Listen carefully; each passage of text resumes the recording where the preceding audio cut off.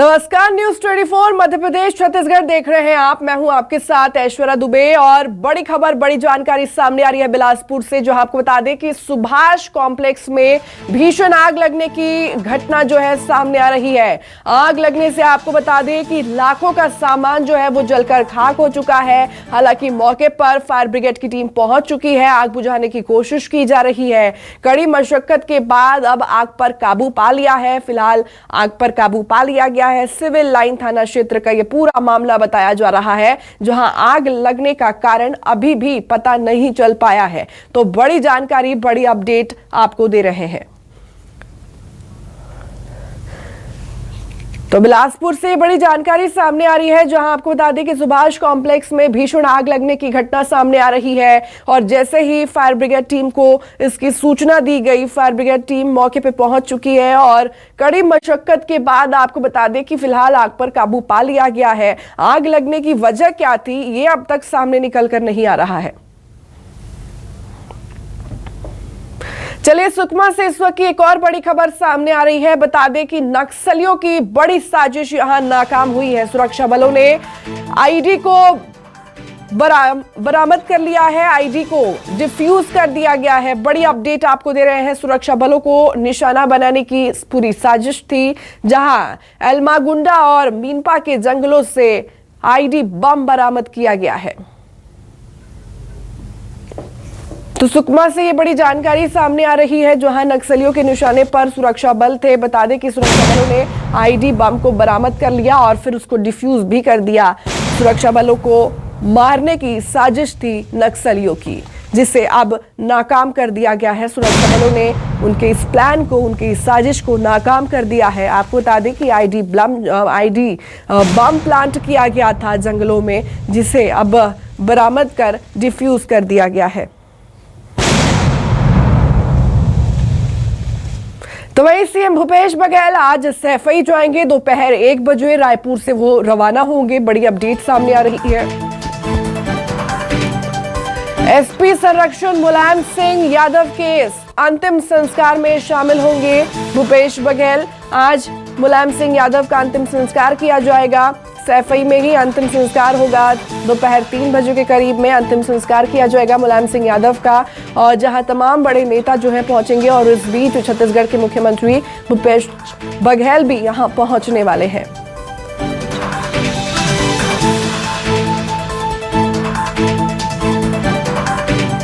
तो सीएम भूपेश बघेल सैफई जाएंगे।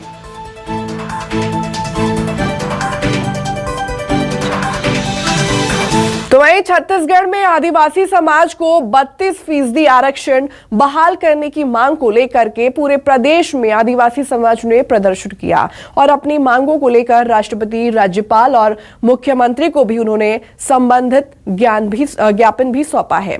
बता दें कि इस दौरान आदिवासियों ने आरक्षण के मुद्दे पर सरकार को चेतावनी दी और आरक्षण न मिलने पर आर पार की लड़ाई का भी ऐलान किया है।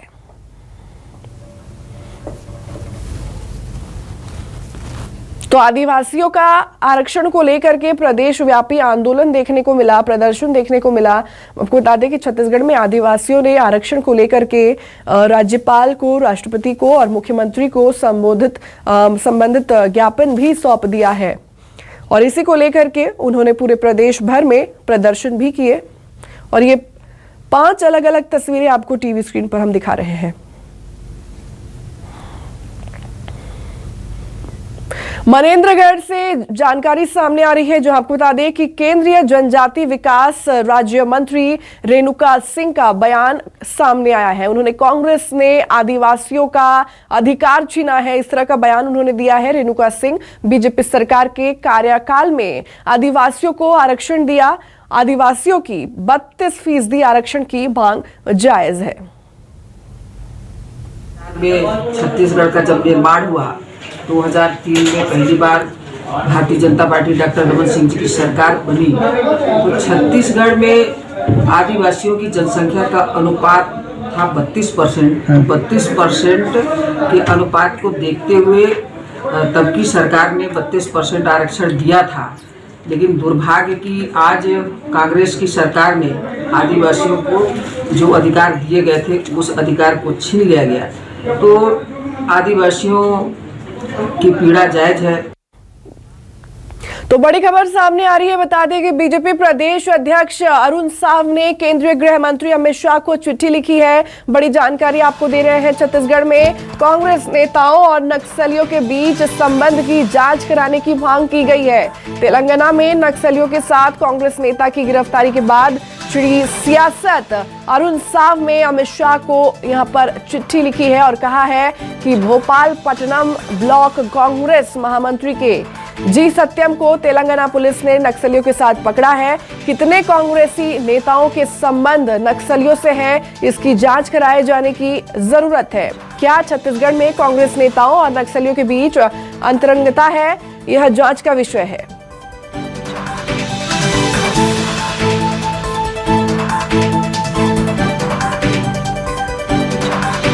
तो कांग्रेसी नेताओं और नक्सलियों के बीच संबंध की जांच कराने की मांग की जा रही है। केंद्रीय गृह मंत्री को चिट्ठी भी लिखा गया है। तेलंगाना में कांग्रेसी नेता की गिरफ्तारी पर यहां पर सवाल उठ रहे हैं। रायपुर से बड़ी जानकारी सामने आ रही है, जहां आपको बता दें कि रायपुर में पूर्व मंत्री महेश गागड़ा का बयान सामने आया है। कांग्रेस के नक्सलियों से संबंध पर महेश गागड़ा ने बयान दिया है। उन्होंने कहा है कि तेलंगाना में ब्लॉक कांग्रेस महामंत्री पकड़ा गया है। सरकार झीरम कांड की जांच को दबा रही है। पहले झीरम कांड की रिपोर्ट पेश करे केंद्र सरकार। तो महेश गागड़ा की तरफ से ये बयान दिया गया है। रायपुर से इस वक्त ये बड़ी खबर आपको दे रहे हैं। सरकार झीरम कांड की जांच को दबा रही है, इसकी रिपोर्ट पहले पेश करे।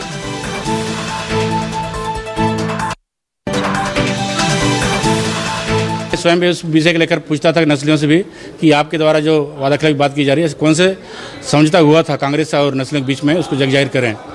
जब नस्ली पत्र आता था मैं सरकार से भी पूछता था, मुख्यमंत्री से पूछता था कि आप प्रदेश अध्यक्ष थे, आज वर्तमान में मुख्यमंत्री हैं, आप इस बीच में कैसा कौन सा समझौता हुआ था जो नक्सली पत्र के माध्यम से ये पूछते हैं कि अपने वादा खिलाफी किया है जो उसका अंजाम ठीक नहीं होगा। तो जो भारतीय जनता पार्टी आरोप लगाती रही है वो पुख्ता हो जाता है कि जिस तरह से कांग्रेस के नेता नस्लियों के साथ में पकड़े जाते हैं। तो वहीं बालोद में गृह मंत्री ताम्रध्वज साहू और महिला एवं बाल विकास मंत्री अनिला भेड़िया ने शहीद नारद निषाद की प्रतिमा का यहां पर अनावरण किया। आपको बता दें कि कार्यक्रम में संसदीय सचिव कुंवर निषाद सहित विधायकी भी मौजूद रही। आपको यह भी बता दें कि 21 मार्च 2020 को सुकमा के कोराज गुंडा चिंता गुफा इलाके में नक्सलियों के साथ मुठभेड़ में नारद निषाद के साथ 17 जवान शहीद हो गए थे। वहीं गृह मंत्री ने कहा कि सरकार नक्सलियों को जड़ से खत्म करने की दिशा में काम कर रही है और यही वजह है कि आज नक्सली घटनाओं में काफी कमी आई है। सिवनी में शहीद नारद निषाद जी के प्रतिमा का अनावरण कार्यक्रम रखा गया है। इसमें मुझे आने का अवसर मिला, सहभागिता मेरी हुई। मुझे लगा कि ये मेरा सौभाग्य है कि इस प्रदेश के लिए, देश के लिए जो शहीद होते हैं उनकी मूर्ति अनावरण के अवसर पर मैं उसमें सहभागिता हुई।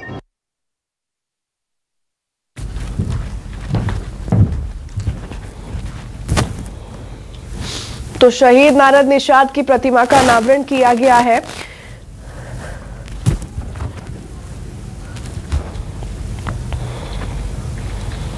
चलिए रायपुर से इस वक्त की बड़ी खबर सामने आ रही है, जो आपको बता दें कि छत्तीसगढ़ में ईडी का कई जगह पर छापेमारी देखी गई है। रायपुर से बड़ी अपडेट आपको दे रहे हैं, जहां रायपुर महासमुंद में ईडी का छापा देखने को मिला है। रायपुर में व्यवसायियों के ठिकानों पर छापेमारी की गई है। महासमुंद में भी कांग्रेस नेता के घर पर छापेमारी की गई। रायगढ़ कलेक्टर और सीए अजय मालू के घर पर भी छापा मारा गया है। तो रायपुर में व्यवसायी के ठिकानों पर छापेमारी की गई है। और ज्यादा जानकारी के साथ आपको बता दें कि संवाददाता वैभव हमारे साथ जुड़े हुए हैं। वैभव का रुख करेंगे ज्यादा जानकारी के लिए। वैभव, लगातार छत्तीसगढ़ में ईडी जो है वो कई जगहों पर छापेमारी कर रही है, व्यवसायियों के घर पर और नेताओं के घर पर। इसको लेकर के क्या कुछ और जानकारियां सामने आई है? अब तक ईडी के हाथ क्या कुछ लगा है?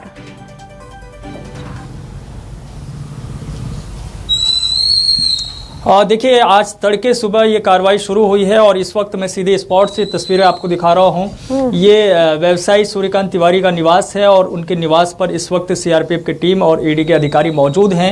यहाँ पे छापामार कार्रवाई हुई है। रायपुर का अनुपम नगर इलाका है जहाँ पे सूर्यकांत तिवारी का निवास है। उनके निवास पर ये छापा पड़ा है और दूसरी तरफ एक तस्वीर और है, वहाँ की तस्वीर भी मैं दिखाता हूँ। ये जय अम्बे ग्रुप रोड लाइन्स है, वहाँ पे भी छापा पड़ा हुआ है, जो कि सूर्यकांत तिवारी ही इस रोड लाइन से जुड़े हुए हैं, कारोबारी हैं, बड़े कारोबारी हैं। और बीते दिनों जब आईटी की कार्रवाई हुई थी तो आईटी ने उनसे काफ़ी लंबी पूछताछ की थी और वो दस्तावेज फिर ईडी के हाथ गया था और उसके बाद ये कार्रवाई हुई है। तो तड़के सुबह जो है ईडी के अधिकारियों ने दबिश दी है। तकरीबन 18 स्थानों पर ईडी की कार्रवाई चल रही है, ये जानकारी निकलकर सामने आई है। रायपुर में ही उनमें से कई स्थान है। इसके अलावा महासमुंद, दुर्ग और रायगढ़ में भी छापा मारा गया है। रायगढ़ की जो कलेक्टर है रानू साहू, उनके यहाँ भी दबिश दी गई है।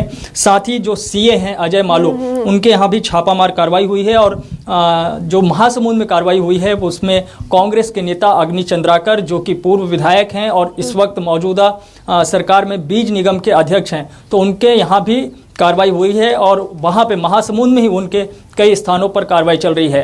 तो ईडी ने ताबड़तोड़ तरीके से ये कार्रवाई शुरू की है। फिलहाल जो है इसकी जानकारी निकलकर सामने नहीं आई कि ईडी के हाथ में क्या कुछ लगा है। जी ठीक है वैभव, तमाम जानकारी साझा करने के लिए और जुड़ने के लिए आपका बहुत बहुत धन्यवाद।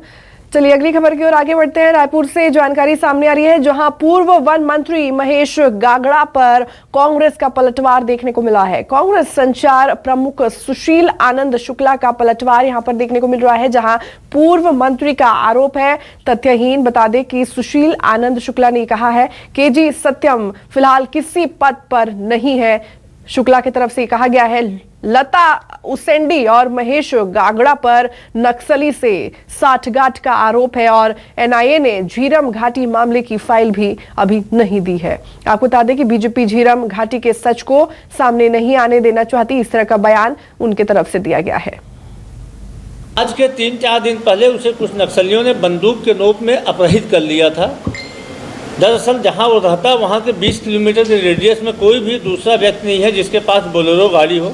अकेले केजी सत्यम के पास बोलेरो गाड़ी थी। इस कारण कुछ नक्सलियों को आंध्र प्रदेश जाना था किसी बीमार को लेके, उन्होंने उसका अपहरण किया था, जिसके संबंध में उनके परिजनों ने थाने में बाकायदा एप्लीकेशन भी दिया था और थाने में उनकी तहरीर है, जांच के अन्वेषण में है उनकी तहरीर। तो यह कहा जाना कि वह नक्सलियों का सहयोगी था, ये भारतीय जनता पार्टी की भ्रामक गलत बयानी है। तो ये बिलासपुर में बढ़ते अपराध के खिलाफ भाजयुमो ने उग्र प्रदर्शन किया है और इस दौरान गांधी चौक से कोतवाली थाना चौक तक मशाल यात्रा निकाली गई। आपको बता दें कि इस दौरान जिला पुलिस प्रशासन के खिलाफ नारेबाजी भी की गई और वहीं लॉ एंड ऑर्डर सही नहीं होने पर आंदोलन की भी चेतावनी दी गई है।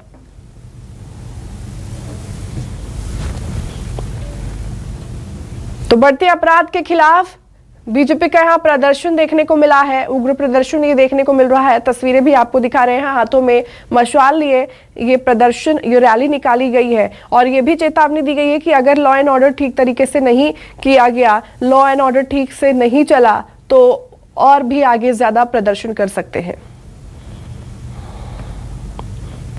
तो फिलहाल रुकेंगे यहाँ एक छोटे से ब्रेक के लिए, जल्द हाजिर होंगे।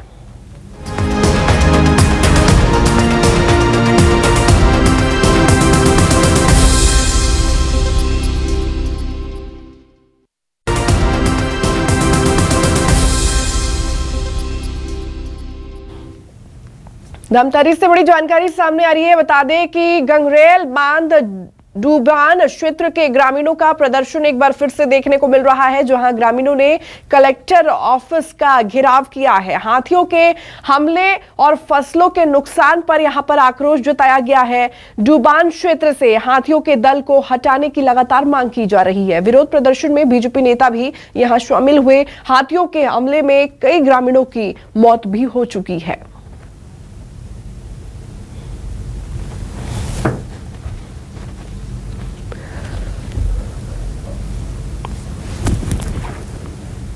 तो हाथियों के आतंक से अब आपको बता दें कि ग्रामीण जो है काफी ज्यादा परेशान है। गंगरेल बांध डुबान क्षेत्र के ग्रामीणों का प्रदर्शन देखने को मिला, जहां ग्रामीणों ने कलेक्टर ऑफिस का घेराव किया। हाथियों के हमले और फसलों के नुकसान पर आक्रोश जताया है, दुख जताया है। डुबान क्षेत्र से हाथियों के दल को हटाने की लगातार मांग की जा रही है और विरोध प्रदर्शन में आपको बता दें कि बीजेपी नेता भी यहां पर शामिल हुए हैं। हाथियों के हमले में कई ग्रामीणों की मौत भी हो चुकी है, जिसको लेकर के अब ग्रामीणों में काफी ज्यादा आक्रोश देखा जा रहा है।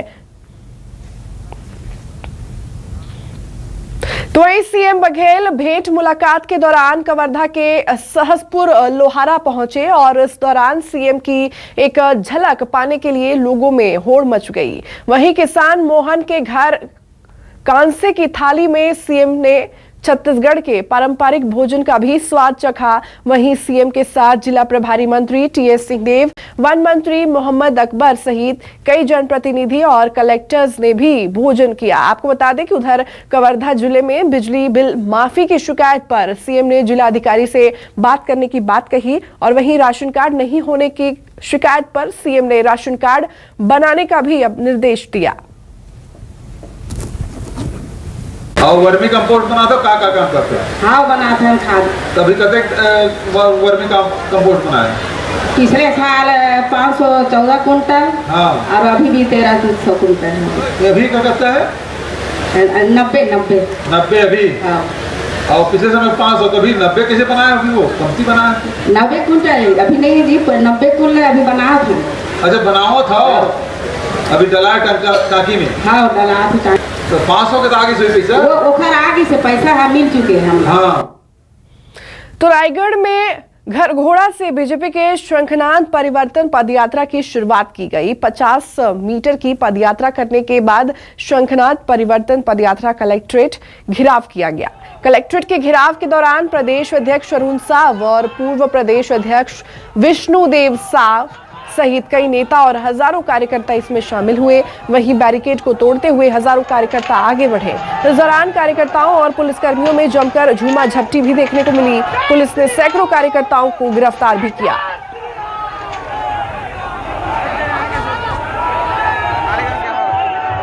कुल मिलाकर राज्य की बदहाली के खिलाफ रायगढ़ जिला में शंखनाद पद यात्रा का आयोजन हुआ।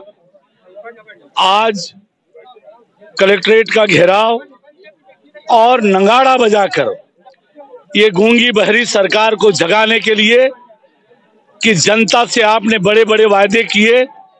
आज छत्तीसगढ़ की जनता आपसे परेशान है, हर चीज के लिए तरस रही है। तो बलौदाबाजार पुलिस ने साइबर सेल की मदद से ऑनलाइन सट्टा पर कार्रवाई करते हुए 6 आरोपियों को गिरफ्तार किया है। वहीं आरोपियों से 3 लैपटॉप, 10 मोबाइल और एक वाईफाई जब्त किया गया है। सट्टा व्यापारी महादेव ऐप से जुड़े हैं। वहीं लैपटॉप और मोबाइल पर करोड़ों के लेन देन का भी ब्यौरा मिला है। तो ऑनलाइन सट्टेबाजों का यहां पर आपको बता दें कि उन पर कार्रवाई की गई है। पुलिस ने 6 आरोपियों को गिरफ्तार किया है।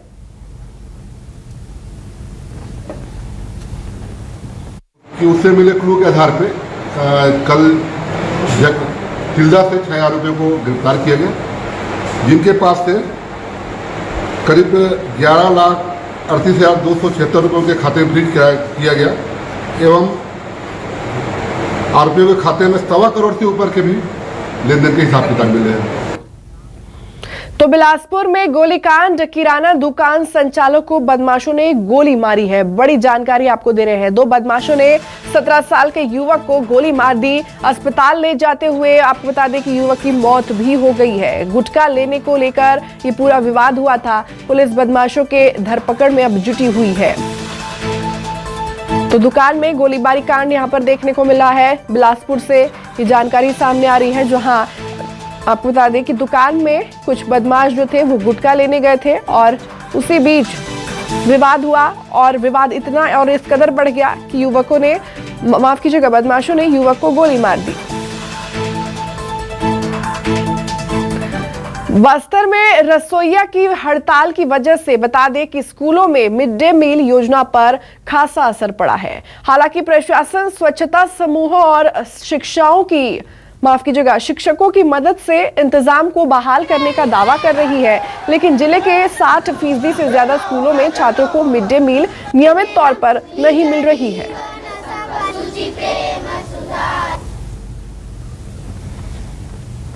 धरने पे हैं। देखिए, इसमें जो रसोईया संघ है उन लोग अब उनकी कुछ मांगे हैं, उसको लेकर वो लोग आंदोलनरत हैं और अभी वर्तमान में उनके द्वारा हड़ताल भी किया गया है। लेकिन इस समस्या को दूर करने के लिए हम लोग डायरेक्ट रसोईया को इंगेज नहीं करते हैं। हम लोग जो है एक कार्य जो है स्वसहायता समूह को देते हैं और ये उनके माध्यम से वो लोग इंगेज होते हैं। तो वर्तमान में ये व्यवस्था बनाई गई है कि हम उन समूह को आग्रह कर रहे हैं कि भाई आप लोग की जिम्मेदारी है, तो आप जो है उनको या भोजन जो है बच्चों को गर्मा गर्म भोजन बनाकर बच्चों को दे, कि ताकि मध्याह्न भोजन की परिस्थिति जो स्थिति है वो कंटिन्यूअसली चलते रहे, कहीं पे रुके नहीं। चलिए जशपुर से एक और खबर सामने आ रही है, जहां आपको बता दें कि हाथियों का आतंक अब लगातार देखने को मिल रहा है। लगातार हाथियों का आतंक जारी है। हाथियों के दल ने बिजली के पोल को तोड़ दिया है। बिजली का पोल टूटने से आपको बता दें कि पेरावा आरा गांव में अंधेरा छाया हुआ है। गोठान और फसलों को भी तहस नहस कर दिया है इन हाथियों ने। तस्वीरें भी एक तरफ आपको टीवी स्क्रीन पर दिखा रहे हैं। 30 हाथियों का दल इस पूरे इलाके में मौजूद है, जिन्होंने बिजली का जो खंभा है वो तोड़ दिया, उसे उखाड़ फेंक दिया। जशपुर से ये जानकारी सामने आ रही है और जिसके बाद से पूरे गांव में अंधेरा फैल चुका है। गोठान और फसलों का भी काफी ज्यादा नुकसान किया है इन हाथियों ने। तो लगातार इलाके में आपको बता दें कि हाथियों का आतंक जो है वो देखने को मिल रहा है। तो जशपुर से एक खबर सामने आ रही है, हाथियों के दल ने बिजली के पोल को तोड़ दिया है और जिसके कारण पूरे गांव में अंधेरा फैल चुका है। अंधेरा है, बिजली का पोल टूटने से गांव में अंधेरा देखने को मिल रहा है। तो फिलहाल के लिए मेरे साथ इस खास बुलेटिन में बस इतना ही। मध्य प्रदेश और छत्तीसगढ़ की तमाम बड़ी खबरों के लिए आप देखते रहिए न्यूज़ 24 मध्य प्रदेश छत्तीसगढ़। नमस्कार।